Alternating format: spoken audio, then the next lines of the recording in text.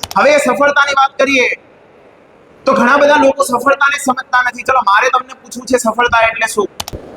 ગોલને achieve કરવો એ સફળતા છે. ચલો બહુ સરસ વાત કરી, એમના માટે તાળી પાડો. હવે જો તમે તમારી રીતે જવાબ આપ્યા એનો કોઈ વાંધો નથી, પણ એક વસ્તુ યાદ રાખજો, સફળતાનું કોઈ પરિમાણ નથી. માની લો મારી 2 વર્ષની બેબી છે, એ પાપા પગલી નથી કરી શકતી, એના માટે સફળતા શું છે? પાપા પગલી કરવી.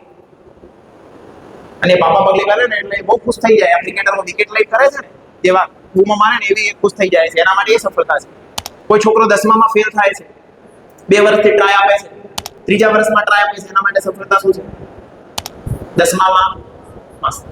કોઈ વ્યક્તિ પાસે ઘણા રૂપિયા છે પણ સ્વાસ્થ્ય સારું નથી, ડાયાબિટીસ કંટ્રોલમાં નથી રહેતું, એના માટે સફળતા શું છે? ડાયાબિટીસના કંટ્રોલમાં. દરેક વ્યક્તિ માટે સફળતાનું પરિમાણ અલગ છે.